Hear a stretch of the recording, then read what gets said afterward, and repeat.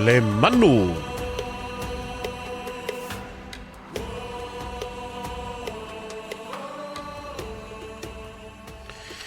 To sports moto tonga jala jalonga ile nei fo I FFF ya bi on se email tato Paul Kalame to so mal fa minute u te enele tu live valu fa wa wina le tautua mo o Samoa ile tato Paul Kalame le FFF manuia aso Tofi lo se fu mal tolu o Ianuari lo afe lo se fulu male lima ole atomu atu ya nai vainga fo ya wale sile fia le tato tunu ya awa ya tatu talonga pe on fanga solo ile nei fo imagina se tala ina ave se tala longo a fo ina fa hilo ya I lungo tu singa I penga te fa ilangi pe ona yele tau mafainga ale tatu au kilikiti te mai tai under 19 ya lalo I falls flu even tau sanga ya pe ona te pisa fo ilungo penga te fa ilangi ya ilo latu sa ili malo pe ona mawai ya le hava noa e saufanga tuai ta musanga te tele ale lalo langi pe ona silfia ta mofenga sa yei le tatu au kilikiti mai le natu sanga ya I se tau sa ilingo so latu wava noa sa latu ta aloi male awa fiti ya pita yane ya na manu mahalo ai le tatu au ile la ta lunga lea mafiti East Asia Pacific pol EAP ya lea sa se e mai loa mamoa sa latu wava noa ole asa watu ai ya ili ta mulisanga ICC Under 16 Women's T20 World Cup luafe lua se fulu malelima ya nisi la iyo o tamafanau awale au le wata uanei ya wale le failo atoa ya le au le lavai failo lavai le lautele ole under 19 Samoa Women's Cricket Team aulo ye le ngolo failo fo inisio to tele la fa sala la lungo penga te fa ilangi yang Nafanua under 19 Women's Cricket Team Samoa ya ole lisila le wa lo to facility to tele la tunu ya po ai fo ya lo matama fa na wo tatu tunu pe ona ye ya nai to fa fine nei ya po halo fa na tene nei ole tatu tunu ya wo si tia fo le sa ili malo le tau aveina o le tanga vai o le tatu o tunu. Ka peteni o le tamai ia ave tia fetu mapu ia o le sunga ia o le sunga na tatu ka peteni se e atu ia o live le fanga le moe ia wa iei fo I Vera Farane Angel so o tanga so Nara Jade Salima Stefania Paunga Jane Tali Ilangi Manase Masina Tafea Silepea Pola Taivao, Katrina Uiese Taasamu, Stella Sangalala, Barbara Ella Keresoma, Apolonia Kei Pola Taivao, ia Marcelina Lilo, ia mese fo I Sala Vili Yamu. O le lisina o tamaitai fo ia pe ona filifilia, o le la ua malanga atu nei I Malaysia, ia pe ona ia le vai aso na te nei to ai tau nu ai fainga malanga a me se fu fa nga so longa o la tu talonga o le tatu au o lo a fie lalo le o le pulu C group C o au la ia o lo I tu tonu le kulupu lea ia po le pulu foi lea o le au kilkitia New Zealand Nigeria South Africa ia matatou Samoa ia pe ona ile under 19 Women's Cricket Team ia I Malaysia le taimi nei vi ia le lii masalo se tasi nei o tala ave fo I tustusinga ia I lunga o penga te wha ilangi le lai tūlangi pe ona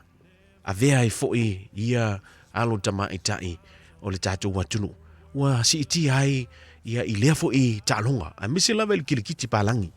ia monia o lo tapisa le tātou tunu o le tātou tālonga kilikiti Samoa au le tālonga le nei o kilikiti pālangi e se o na whanongo inai le ngoa si o tātou o tunu. O tu singa la ia matala ave nei ia I lafo I tūlangi tele lava o na lau iloa Samoa le taito fitu ia le manu Samoa ia o nisi fo o le au sisi ia o mea mafa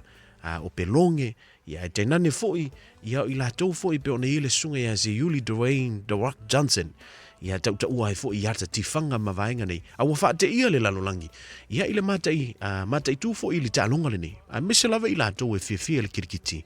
wa ofi atu ia tau mafainga Samoa I sia fo I fa angatama ia ave la le fa malo ia pati fo ile tato por kalamere nei fiafi ile sa ili malo ia o ia fo ia lo tama ita i o le tatu o tunu. Wa mana ia fo i le ngoa lea ua tau avina pia le to tele Nafanua. Ia pio se lato i ngoa fu ilea ia ilunga al social media. Ai mana ia alfa awa wina pia o le lato i ngoa pia una iai Nafanua under 19 cricket Samoa team. Au tofa atua i le ICC Women's T20 World Cup. O lo fatino ina le Malaysia ia mana tuane i lau talo Samoa. Ia nei fo i halo le tatu tunu. Ia wale lato tau mawhainga. Lona lua vaenga a wale silfia le tatu tunu. Ia pe ona iai ta penanga foi le aua tama itai i le talonga o le netball. O le masino fou whaatino ai, ia mawhaataunu uina ai, ia le tamulisanga a le Pacific oSports Netball Series. O le ala ua whailo mai e le fionga i le a whaia onga ulu, o le ua mahe a whiriwhiria. Ia lana aua malanga atu, ia ua fo i le talonga, ia le tamulisanga lo whaatino, Pacific oSports. Ia pe ona whailo mai, le sunga le whaia onga ma le mamalu le au malanga. Soa whala ia i la tau ua whiriwhiria o au tele toa Tanimo, e seta au tanga vaia, Gardenia Asiata, Jess Langa Aia, Kara Adrol, Christiana Manua, Lata Holly, Melissa Oloamanu, Naomi Forfiva Solomona, Renee Savainaya, Rihanna Childs, Sayonara Alalatoa, Soli Robati, Yamaleta ia Tiana Pleasant. O le whaia o ngā ulu, o le tātou awa tamaitai, Neti Polo pe ona iai ma filfilia le neitu sanga o le tamaitai a Natalie Matthews, o le whaia o ngā alua, lango lango, o le sunga ia Paula Stewart. Ia, ai mese foi le mamalu o le au malanga, o le lato puli whatonu, sunga ia Justine Samu, o le lato fomai Gareth Fraser, ia ai mese foi nisi, o taitai malanga ma le au lango lango, ia o le sunga ia Warwick Wood, ma Aneta Jones. O le lisi la le na, ia o le tatu au neti polo anta maitai wa filfilia, ia wa fo ili tamu aveini o le tanga vai o le tatu tunu, ia i le tamulisanga, pia ona whaanga solo a le Pacific Oz Sports. Ia o le au, tasi fo i leo au, o le fo i ua whailo, ia siona fo i ingoa, ia ilungo tustusinga, Tifaimoana, ia Samoa Women's Netball Team. Ia o le ua tāpina iei, o le sa release mai le afiafi lava le nei, ia na whailo mai iei, ia le ofisa tūtu tonu o le netipolo a Samoa, ia ilana au fo i pe ona mahe a whirwhilia.